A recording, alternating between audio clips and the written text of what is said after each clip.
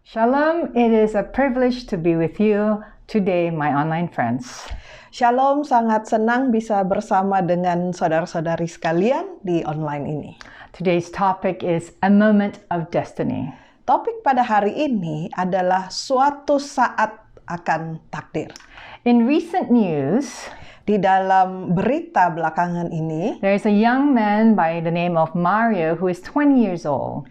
ada berita tentang seorang muda yang bernama Mario yang berusia 20 tahun. And he was dating a 15-year-old girl by the name of Agnes.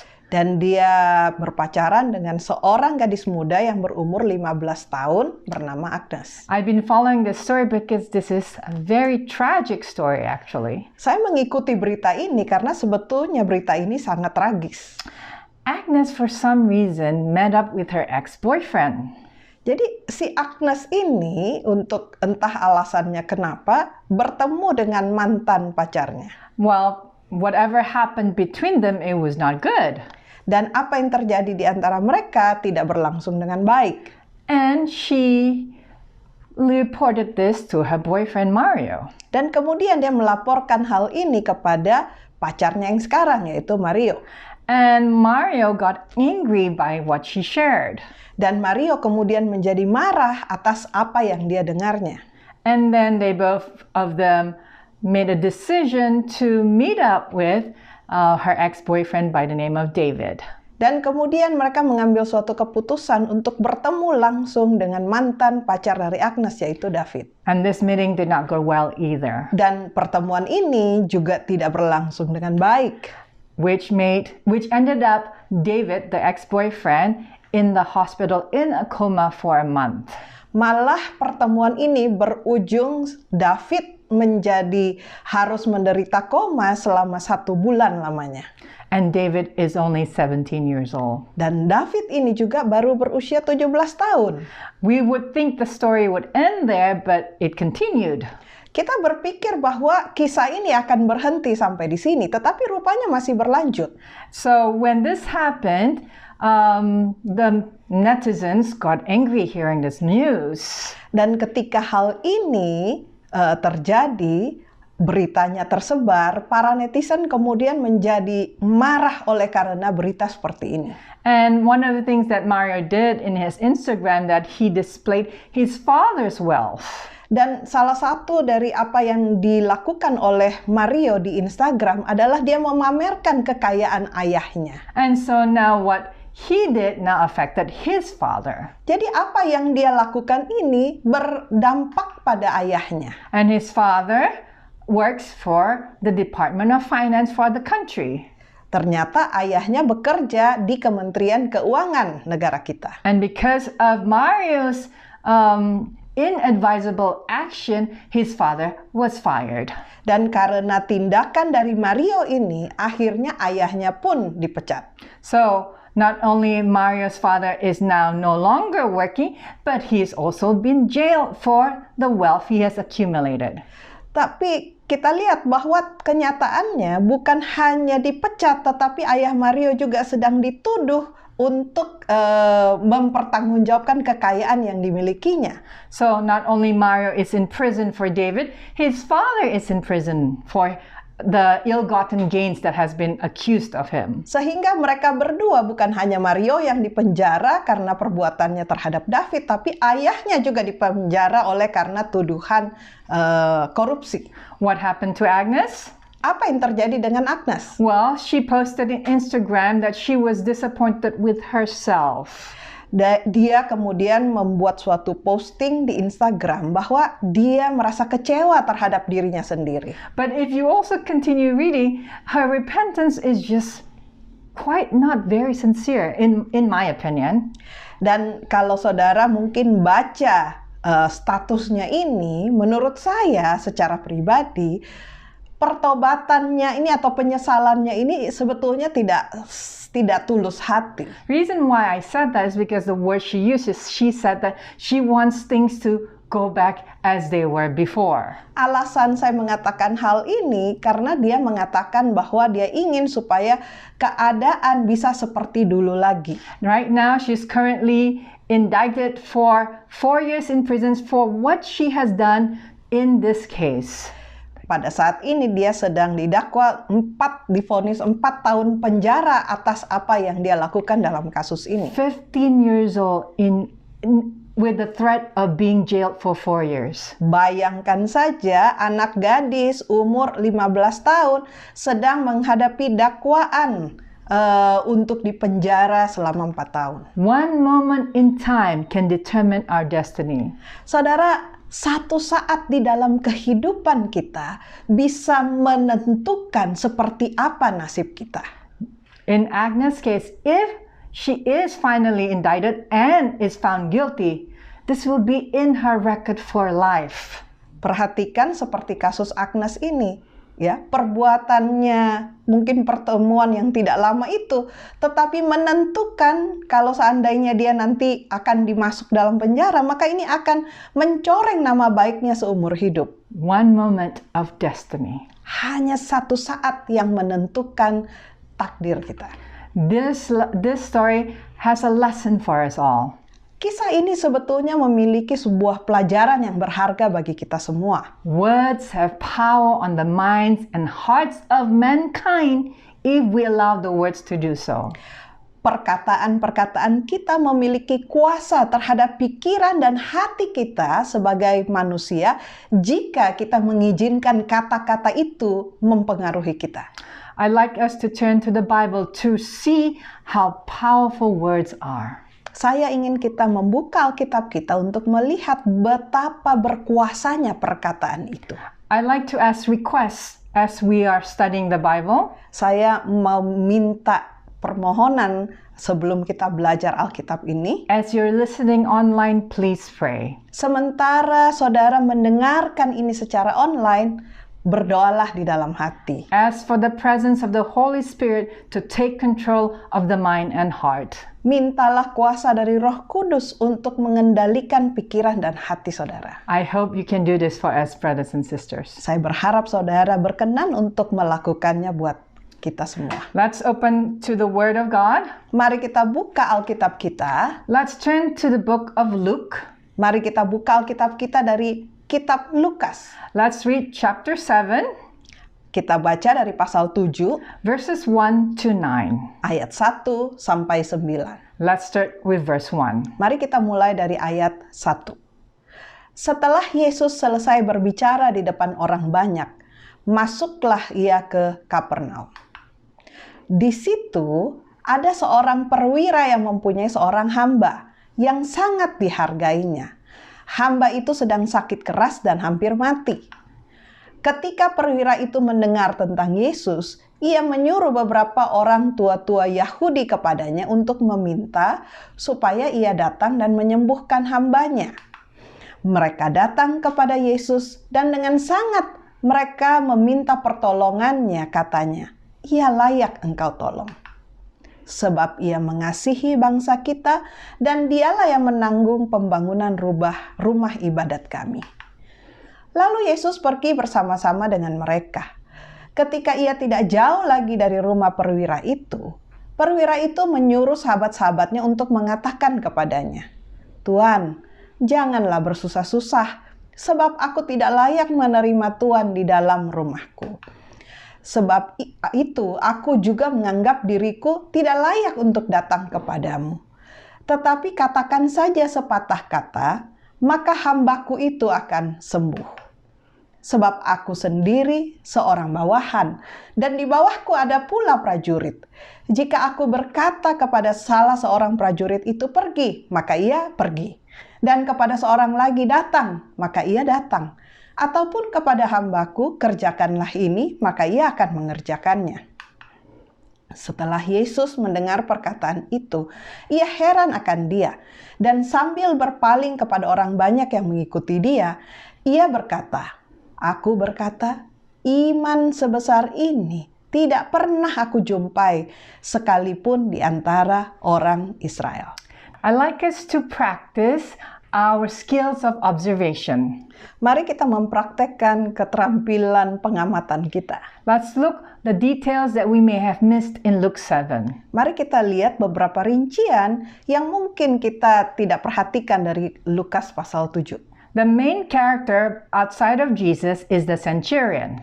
Tokoh utama selain Yesus di sini adalah seorang perwira. He is a heathen soldier who commands an army. Dia adalah seorang tentara dari orang kafir yang memimpin sebuah pasukan. And he was not brought up in the Jewish faith. Dan orang ini tidak dibesarkan di dalam iman orang Yahudi. There is a minor character here. He's not seen but mentioned. Ada lagi karakter yang lain di dalam kisah ini yang tidak disebutkan.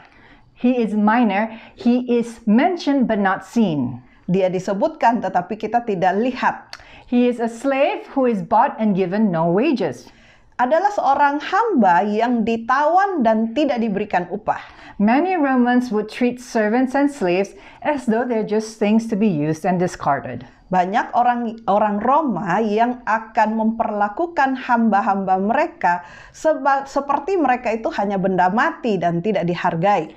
And we can observe there is a close relationship between the centurion and servant. Dan kita lihat di sini ada hubungan yang erat antara si perwira itu dengan hamba.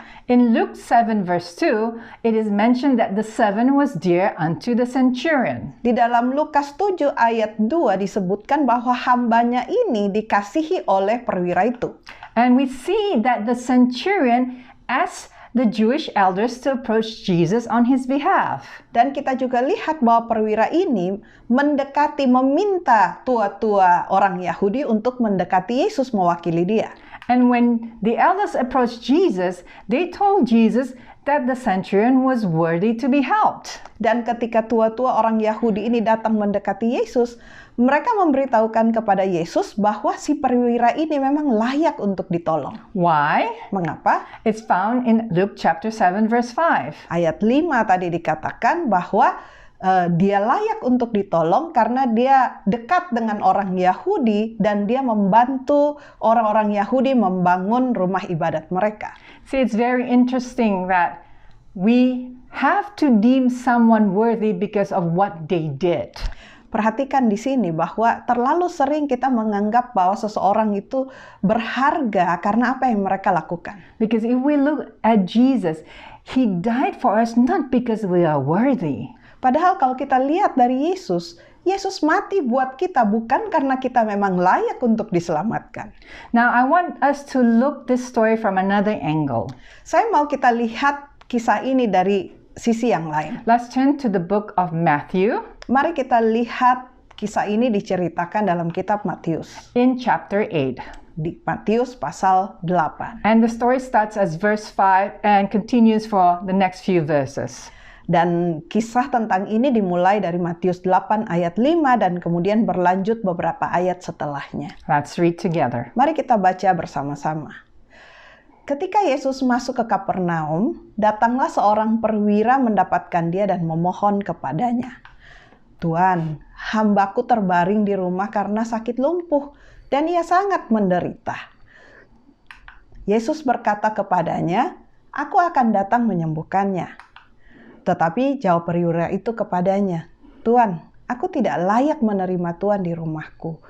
Katakan saja sepatah kata, maka hambaku itu akan sembuh. Sebab aku sendiri seorang bawahan, dan di bawahku ada pula prajurit. Jika aku berkata kepada salah seorang prajurit itu pergi, maka ia pergi. Dan kepada seorang lagi datang, maka ia datang. Ataupun kepada hambaku, kerjakanlah ini, maka ia mengerjakannya. Let's picture this story together. Mari kita coba bayangkan kisah ini bersama-sama. Let's allow the Holy Spirit to take control of our minds so that we can use holy imagination. Mari kita mengundang Roh Kudus untuk memenuhi pikiran kita agar kita dapat membayangkannya. Let's picture this together according to what was also written in the Desire of Ages. Mari kita mencoba membayangkannya juga berdasarkan apa yang ditulis di dalam buku Kerinduan Segala Zaman. Jesus enters Capernaum. Yesus memasuki Kapernaum. And when he enters, news reach to the officer that he is in Capernaum. Dan ketika dia masuk ke Kapernaum, maka berita sampai ke telinga dari perwira itu bahwa Yesus mendekati kota Kapernaum. He asked the Jewish elders to approach Jesus to heal his servant. Dia meminta kepada tua-tua orang Yahudi untuk menyampaikan permohonannya kepada Yesus. The Jewish elders approached Jesus Dan kemudian para tua-tua ini mendekati Yesus and asked him to help the centurion. dan meminta dia untuk menolong perwira ini. And they said to Jesus, he is worthy to be helped because he loves us and he has helped build a synagogue. Para tua-tua katakan bahwa perwira ini layak untuk ditolong karena dia mengasihi orang Yahudi dan juga dia membantu pembangunan rumah-rumah ibadat. Jesus agrees to their request not because he finds the centurion worthy, because Jesus wants to help. Yesus mau menolong untuk menyembuhkan hamba dari perwira ini, bukan karena dia layak untuk ditolong, tetapi memang Yesus mau menolong dia. As Jesus heads towards the officer's house, Pada waktu Yesus sedang menuju ke rumah dari perwira ini, the centurion hears the news that he's coming. si perwira ini mendengar kabar bahwa dia akan datang. He sends his friends to Jesus to tell Jesus not to come, but just simply heal his servant. Dia kirim teman-temannya untuk datang kepada Yesus membawa pesan bahwa dia tidak perlu datang ke rumah perwira ini, hanya sembuhkan saja hambanya. But Jesus continues his journey to the centurion's house. Tetapi Yesus masih meneruskan perjalanannya ke rumah perwira itu. Finally, the story picks up in Matthew chapter 8. It is the centurion himself that approaches Jesus. Dan pada akhirnya di dalam Matius pasal 8, si perwira itu sendiri yang datang mendekati Yesus. And he tells Jesus, I am not worthy for you to come to my house. Dan dia katakan bahwa aku tidak layak untuk menerima engkau di rumahku.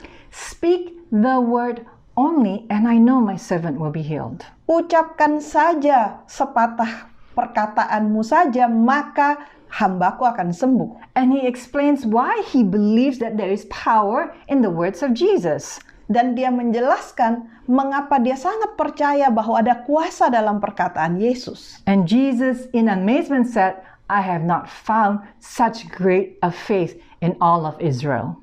Dan Yesus ketika mendengar itu, dengan keheranan dia berkata bahwa tidak pernah aku menjumpai iman sebesar ini, walaupun di kalangan orang Israel. One of the books that I'm currently reading is Living by Faith.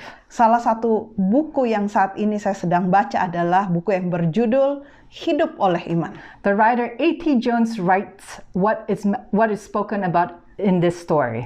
Dan penulisnya yaitu A.T. Jones memberikan keterangan tentang apa yang terjadi di dalam peristiwa ini. So, in the article it says true faith. Di dalam suatu artikel yang berjudul Iman yang Sejati, here was a Roman despised and shunned as a heathen by Israel and believed to be hated by God. Jadi di sini ada seorang perwira Roma yang dianggap sebagai orang kafir oleh orang-orang Israel dan percaya bahwa dia pun dibenci oleh Tuhan. He has spent his life among heathen influences without the advantages of the scripture. Perwira ini selama ini menjalani hidupnya di antara pengaruh-pengaruh kafir tanpa mendapatkan keuntungan apapun dari mendengarkan firman Tuhan. Yet he had discovered that when the Lord speaks, in that word itself, there is power to do what the word says. Walaupun demikian, dia menemukan bahwa kalau Tuhan itu berbicara atau berfirman, maka di dalam perkataannya itu ada kuasa untuk bisa melakukan apapun yang dia ucapkan. And he, the centurion, depended on the word to do what it said. Dan perwira itu bergantung pada apa firman yang diucapkan untuk melakukan apa yang diucapkan itu. And that's why Jesus said, this man had great faith. Itulah sebabnya Yesus katakan bahwa aku tidak pernah menjumpai iman sebesar ini. So what is great faith? Jadi apa itu iman yang besar? Truly believing that when the Lord speaks, even in written form, in that word itself, there is power to do what the word says. Iman yang besar adalah sungguh-sungguh mempercayai bahwa ketika Tuhan berfirman, bahkan itu firman yang tertulis, bahwa perkataan itu sendiri mengandung kuasa untuk melakukan apa yang dikatakan oleh Tuhan. And great faith is depending only on the word to do what it said. Dan iman yang besar bergantung sepenuhnya kepada firman untuk melakukan apa yang firman itu ucapkan. Speak the word only. Jadi yang dia katakan adalah katakan saja sepatah kata perkataan itu. That is why Jesus said the centurion had great faith. Itulah sebabnya Yesus katakan bahwa si perwira itu memiliki iman yang besar. Let's turn to our Bibles.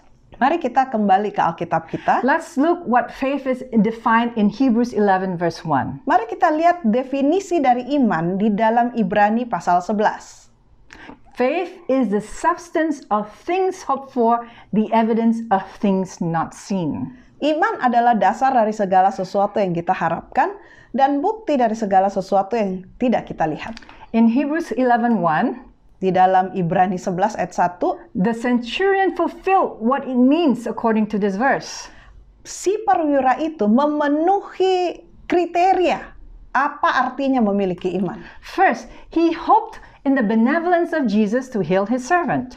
Yang pertama, dia berharap kuasa Yesus dapat menyembuhkan hambanya. 2, he had not seen evidence with his own eyes in previous instances that Jesus had healed people. Dan dia belum pernah melihat bukti dengan matanya sendiri bahwa Yesus pernah menyembuhkan orang.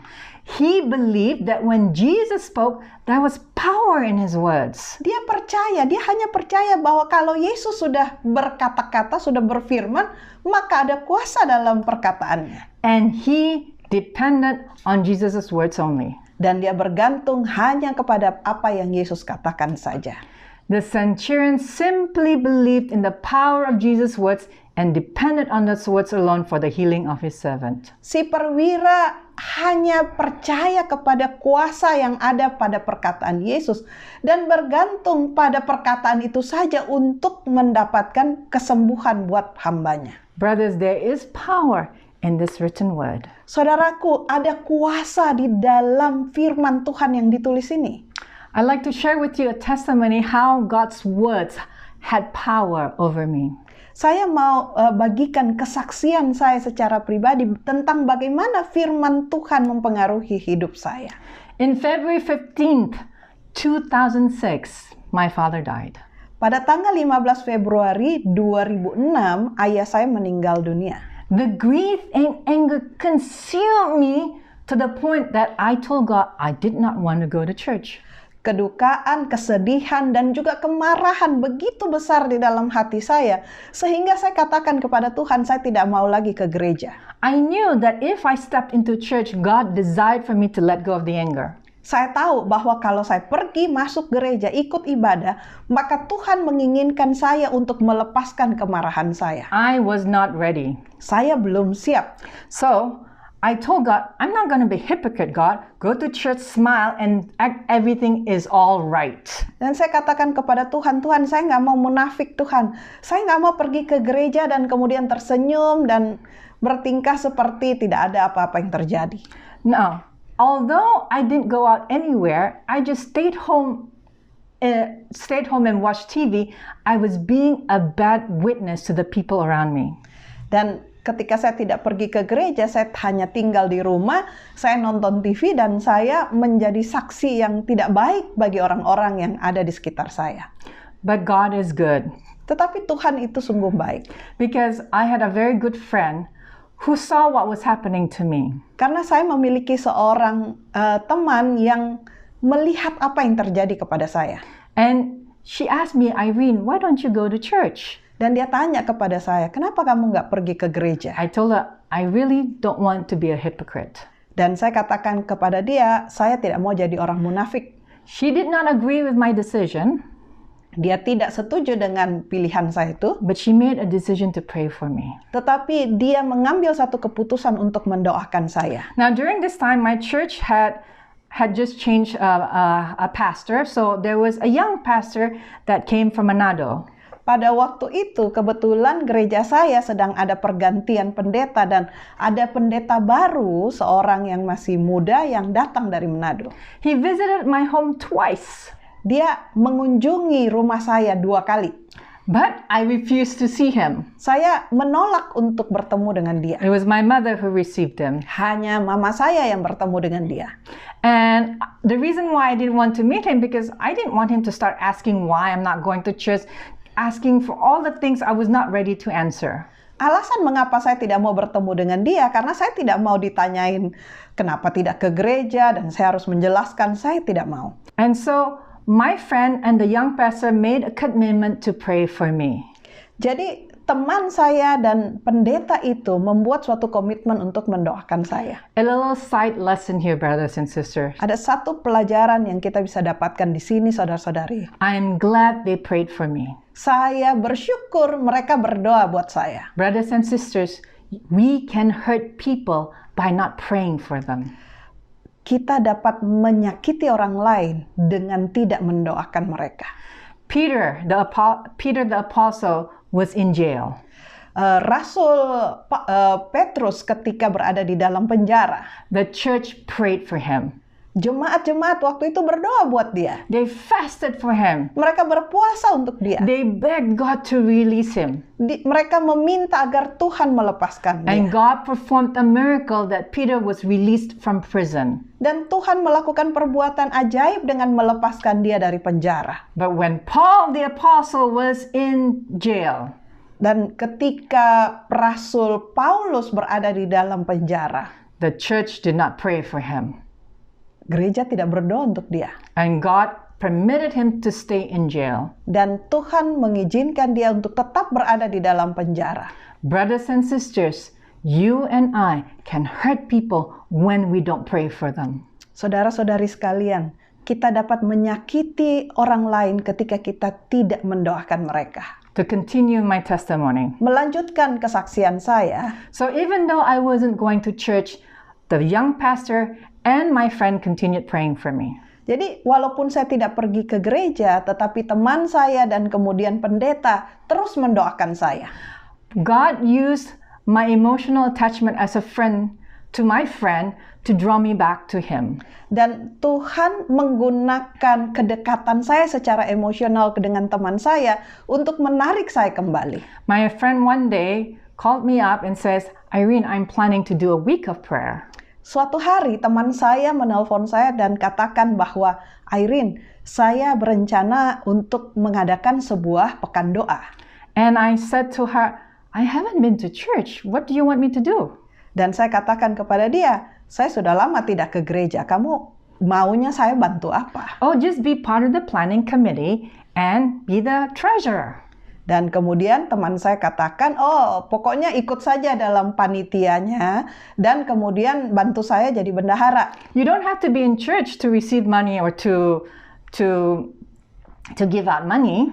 Kamu tidak perlu datang ke gereja untuk bisa dapat untuk cek ada pemasukan uang atau mungkin transfer pengeluaran. And so I said, okay, that seems like an easy job. Dan saya katakan, oke, sepertinya itu suatu pekerjaan yang mudah. This was the moment that God was waiting for.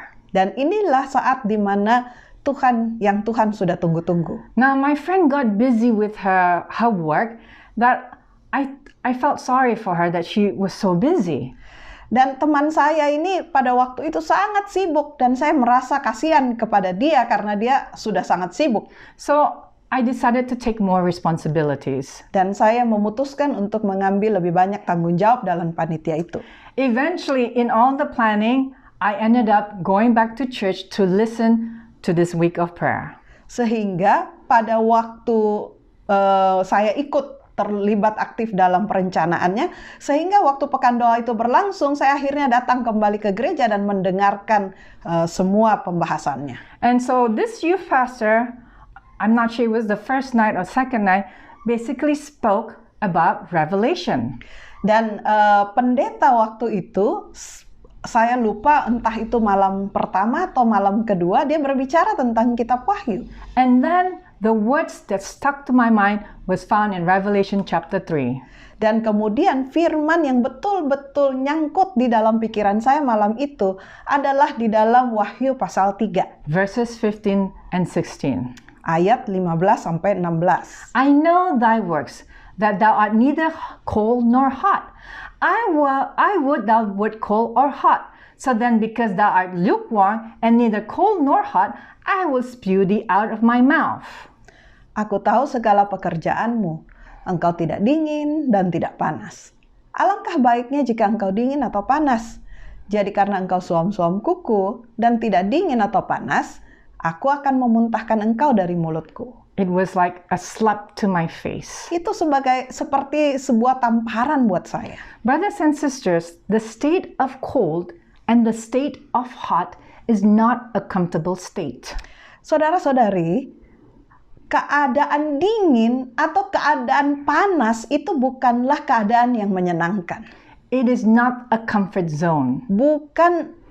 Bukan suatu zona nyaman kita. See, God doesn't want us to leave the church. God wants us to feel cold so that we desire heat.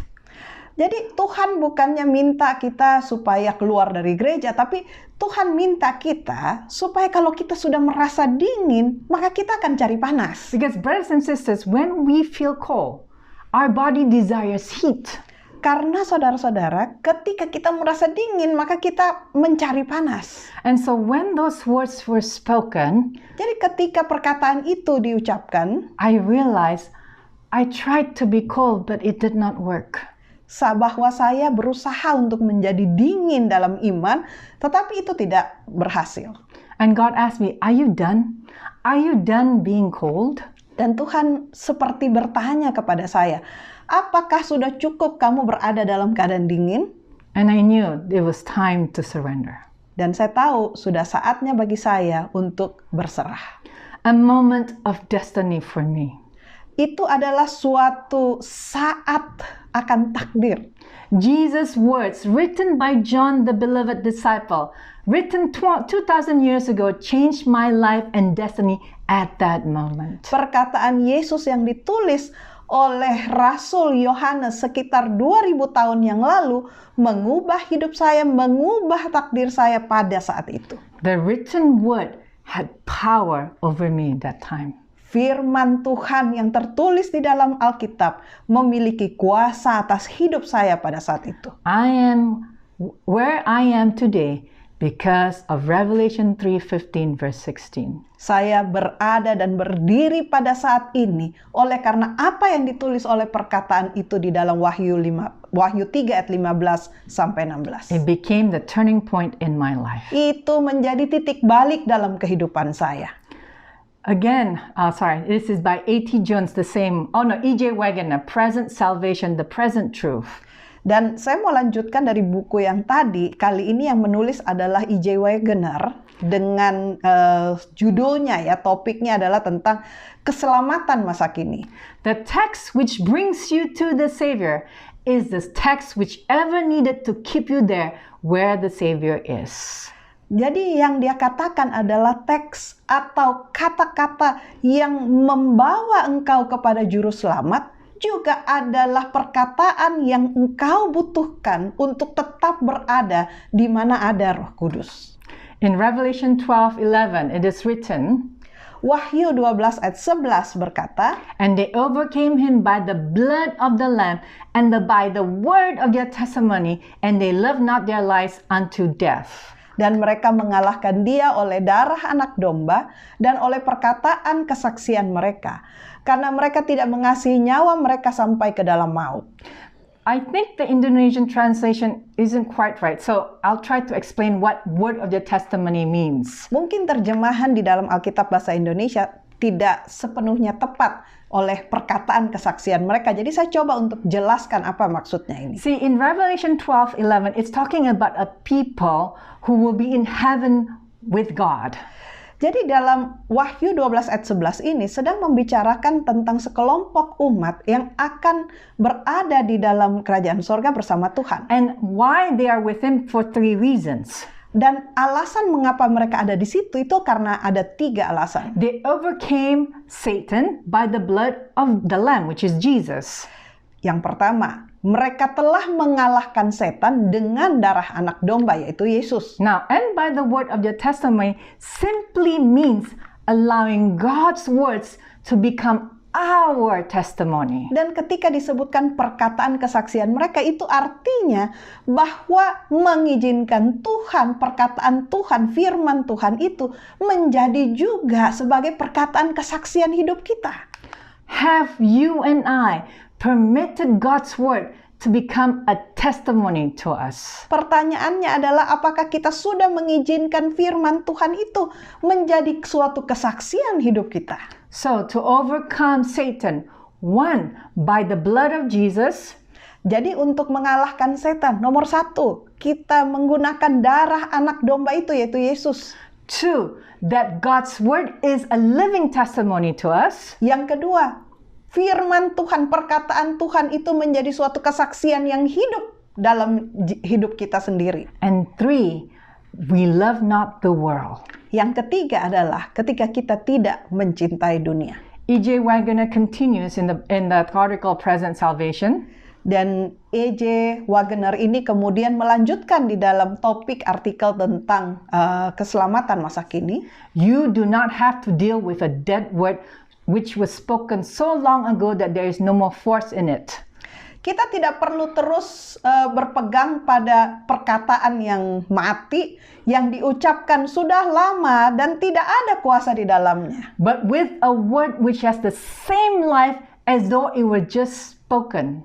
Tetapi dengan perkataan yang memiliki kehidupan yang sama dengan ketika pada saat itu diucapkan.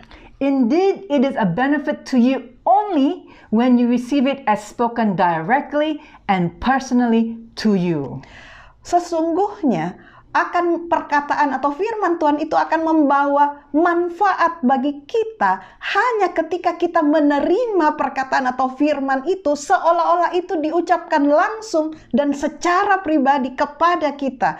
Dan firman itu, perkataan Tuhan itu menjadi perkataan Tuhan untuk kita saat ini.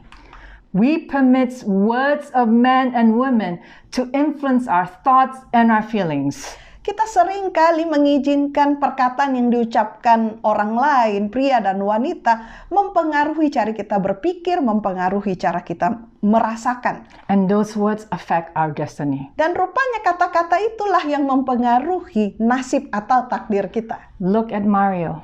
Coba lihat kisah Mario tadi. Look at his father, Raphael.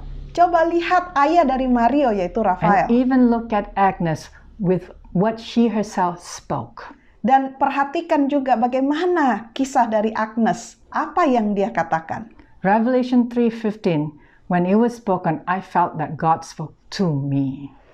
Wahyu 3 ayat 15 sampai 16 tadi, ketika itu diucapkan pada malam itu, firman itu, perkataan itu seolah-olah bagi saya diucapkan langsung kepada saya. But you and I, we do not believe that God's spoken and written words have present power over sin in our lives. Sayangnya, terlalu sering kita tidak sungguh-sungguh percaya bahwa firman Tuhan yang diucapkan dan ditulis itu memiliki kuasa yang nyata saat ini untuk kita bisa mengalahkan dosa di dalam hidup kita. No wonder Jesus marveled at the centurion's great faith, who was not even brought up in the Jewish faith. Itulah sebabnya tidak heran Yesus kagum terhadap iman yang besar dari si perwira itu, yang bahkan tidak dibesarkan di dalam iman orang Yahudi. Sometimes, brothers and sisters, we judge those who are not of our faith, but yet when we look at them, they even have great faith, more than us. Kadangkala kita menghakimi orang-orang yang tidak memiliki iman Kristen. Tapi kalau kita perhatikan, kadang mereka memiliki iman yang lebih besar daripada kita. E.J. Wagner continues, E.J. Wagner kemudian melanjutkan, God inhabits in eternity, so that all time is present with him. So all his promises and blessings for you and I are in the present tense. Jadi Tuhan itu adalah pemilik dari kekekalan Jadi seluruh sepanjang waktu yang dikatakan waktu adalah diisi dengan kehadirannya. Jadi semua janji dan berkat yang dikatakannya untuk kita terjadi pada masa sekarang. This makes him a very present help in trouble. Psalms 46:1. For you can only live in the present. You cannot live one moment in the future. Hal inilah yang membuat Tuhan sebagai penolong di dalam kesesakan, seperti yang dikatakan oleh Mazmur 46 ayat 1. Penolong buat kita yang hidup pada saat ini. Kita tidak bisa hidup suatu saat di masa yang akan datang, hanya saat ini. You expect things in the future and have hope of things to come. Kita sering memiliki harapan untuk masa depan dan memiliki juga harapan untuk hal-hal bisa terjadi. But the present is all that you and I can ever have. For when the things come that you hope for, they will be or they will become present. Tetapi saat ini adalah apa yang kita miliki. Karena hal-hal apa yang datang, yang kita harapkan, yang kita pikirkan, itu pun yang akan terjadi saat ini. The things which you have reason to hope for in the future will be the continuation of the things which you have now. Hal-hal yang kita miliki sebagai alasan untuk berharap di masa depan adalah kelanjutan dari hal-hal yang kita miliki saat ini. Speak the word only. Jadi seperti yang dikatakan oleh perwira itu, katakanlah saja beberapa kata. Brothers and sisters, do we have great faith? Saudara-saudari sekalian, apakah kita memiliki iman yang besar? Great faith is truly believing when the Lord speaks, even in this word, in this written form. In that word itself, there is power to do what the word says. Iman yang besar adalah sungguh-sungguh percaya bahwa ketika Tuhan berfirman, berkata-kata, walaupun itu dalam bentuk tertulis, maka perkataan itu memiliki kuasa untuk melakukan apa yang dikatakan. And great faith is depending only on the word to do what it said. Iman yang besar juga berarti bergantung sepenuhnya hanya kepada firman itu untuk melakukan apa yang dikatakannya. Brothers and sisters, I end with a verse from John 6:63. Saudara-saudari sekalian, saya ingin mengakhiri pelajaran kita ini dari Yohanes 6 ayat 63. It is the spirit that quickeneth, the flesh profiteth nothing. The words that I speak unto you, their spirit and their life. This is words spoken by Jesus. Rohlah yang memberi hidup, daging sama sekali tidak berguna. Perkataan-perkataan yang kukatakan kepadamu adalah roh yang hidup. Roh dan hidup ini yang dikatakan oleh Yesus. I invite you, brothers and sisters, to believe there is power in God's word in your life in this very moment. Saya mengundang saudara-saudara sekalian untuk percaya bahwa ada kuasa dalam firman dan perkataan yang Tuhan ucapkan, bukan di masa lalu, tetapi di saat ini juga. You never know how those words can change your destiny. Kita tidak akan pernah tahu bagaimana firman Tuhan itu akan mengubah takdir kita. Read the word, brothers and sisters. Bacalah firman itu. Put them into memory. Masukkan firman itu ke dalam pikiran dan ingatan kita. And see how great God is in your life. Dan kita akan lihat betapa luar biasanya Tuhan di dalam hidup kita. Let us pray. Mari kita berdoa. Father in heaven, Bapa kami yang di surga, thank you for what we have learned today. terima kasih atas apa yang kami pelajari pada hari ini. There is power in your word. Ada kuasa dalam firman-Mu. There is present power. Ada kuasa yang terjadi pada saat ini dalam firman-Mu. We thank you for your words. Kami berterima kasih untuk firman-Mu. Help us to receive your word Tolong kami untuk menerima firman-Mu and believe in your word. dan percayakan firman-Mu. In Jesus' name we pray. Di dalam nama Yesus kami berdoa. Amen. Amin.